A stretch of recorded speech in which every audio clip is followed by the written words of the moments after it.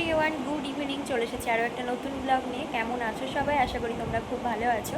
আমরাও কিন্তু খুব ভালো আছি। তো দেখো, এখন এই সন্ধ্যাবেলা একটু রেডি হয়েছি, স্মার্ট পয়েন্টে যাব। তো অনেকদিন থেকে যাবো করছি, রান্নাঘরের কিছু কিছু জিনিস সব শেষ হয়েছে, সেগুলো আনতে তো যাওয়াই হচ্ছে না। তো কালকে যেহেতু আগামীকাল হচ্ছে বড়মাসের বার্থডে, তো সেই কারণে তো কিছু নিয়ে আসতেই হবে, যেহেতু কালকে অনেক কিছু রান্নাবান্না হবে।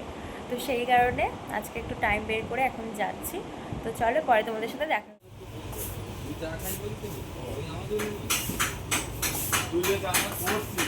চলো, আমাদের তো কেনাকাটা কমপ্লিট হয়ে গিয়েছে, এখন আমরা বেরিয়ে যাব। তো স্মার্ট পয়েন্ট থেকে এখন আমরা যাব একটু স্টেশনারি দোকান, তারপরে আবার যাব কেকের দোকান। তো অনেকগুলো দোকান যাব বলেই ঝটপট সব কেনাকাটা করেছি। তো এদিকে কিন্তু আমার নেল পালিশ শেষ হয়ে গিয়েছিল, সেই কারণে নেল পালিশ নিতে ঢুকেছিলাম, আর মা একটা জিনিস আনতে দিয়েছিল, সেগুলো নেওয়ার জন্য আরও স্টেশনারি দোকানে গিয়েছিলাম। এরপরে দেখো, চলে এসেছি কেকের দোকানে, আর কোন কেকটা নিব বড়মাসের জন্য সেটাই দেখছিলাম। তো কি কেক নিয়েছি সেগুলো তোমাদেরকে পরে গিয়ে দেখাবো। তো এরপরে দেখো, সব কিছু কেনাকাটা করে আমি চলে এসেছি এখন বাড়ি। আর কি কি নিয়েছি চলো তোমাদের সাথে সেগুলো শেয়ার করি। গিয়েছি আর ঝটপট করে জিনিসপত্র নিয়ে চলে এসেছি। তো প্রথমেই নিয়েছিলাম একটা ভুট্টা ফ্লেভারের হচ্ছে কুরকুরে, তারপরে নিয়েছিলাম হ্যান্ড ওয়াশ, একটা বডি ওয়াশ, আর বাথরুমের জন্য ওডোনিল, আর বাসন মাজার সাবান, একটা নিয়েছিলাম গুড ডে বিস্কুট, এদিকে নিয়েছিলাম একটা আমুলের গোল্ড দুধ, আর এটা ছিল একটা মুখরোচর, আর নিয়েছিলাম লস্যি, আমুলের লস্যি। আর এই লস্যিটা যেন আমি প্রথমবার ট্রাই করব, জানি না কেমন হবে খেতে। তোমরা কারা কারা খেয়েছো কমেন্ট করে জানিও। আর দেখো, স্টেশনারি দোকানে ঢুকেছিলাম বললামই, তো নিয়েছিলাম শ্যাম্পু, আর এদিকে নিয়েছিলাম একটা গোদরেজের চুল কালার করার মায়ের জন্য, আর হচ্ছে নিয়েছিলাম আমি এই দুটো নেল পালিশ। তো একটা হচ্ছে রেড কালার, আর একটা হচ্ছে ওই হালকা পেঁয়াজি পেঁয়াজি কালারের। আর যত কালারই থাক না কেন, রেড না থাকলে আমার ভালো লাগে না, আর বেশিরভাগ আমার রেড পরতেই বেশি ভালো লাগে। তো তোমাদের কোন কালারটা ভালো লাগে জানিও।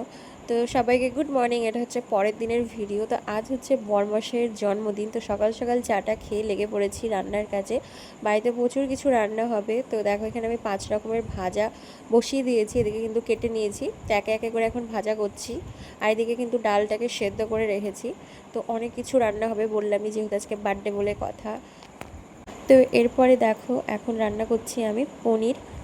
আর যে কোনো স্পেশাল দিনে নিজের হাতে রান্না করে খাওয়ানোটা ভীষণই ভালো লাগে। তো এদিকে দেখো, বরমাসে নিয়ে এসেছিলো ইলিশ মাছ আর হচ্ছে চিকেন। চলো, এখন ঝটপট এগুলোকেও রান্না করা যাক। এরপরে দেখো, বসিয়ে দিয়েছি জন্মদিনের মেন জিনিস, যেটা ছাড়া একদম চলে না, সেটা হচ্ছে পায়েস। তো চলো, আমার কিন্তু রান্নাবান্না কমপ্লিট। যেহেতু নিজের হাতে সকাল থেকে একা হাতে রান্না করা, তো সেই কারণে খুব একটা ব্লগ আমি করতে পারিনি। তো দেখো, এখন দুপুরবেলায় বরমশাই চলে এসেছে বাড়ি, তো ওকে এখন খেতে দেওয়া হয়েছে। তো খেতে দেওয়ার আগে মা বাবা ওকে একটু আশীর্বাদ করে নিচ্ছে, আর এটা কিন্তু মা বাবা প্রত্যেক বছরই করে জন্মদিনের দিন। তো এটা সবারই বাবা মা করে।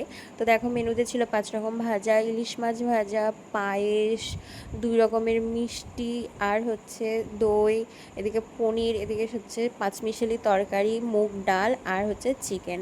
তো এগুলোই ছিল আজকের মেনু।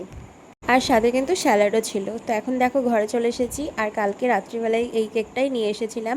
তো এখন বড়মশাইকে এই কেকটা এখন কাটাবো, যেহেতু সন্ধ্যাবেলায় ওকে পাবো না, আস্তে আস্তে অনেকটা দেরি হবে, সেই কারণে।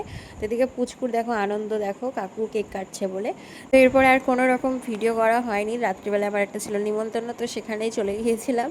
তো চলো, আজকের মতো ব্লগটা আমি এখানেই শেষ করলাম। আর বরমাসের বার্থডে সারাদিনটা এইভাবেই কেটেছে। তো চলো, আজকের মতো ভিডিওটা আমি এখানেই শেষ করলাম। আবার অন্য কোনো নতুন ব্লগে তোমাদের সাথে দেখা হবে। আজকের মতো সবাইকে টাটা। সবাই ভালো থেকো, সুস্থ থেকো, গুড নাইট, বাই।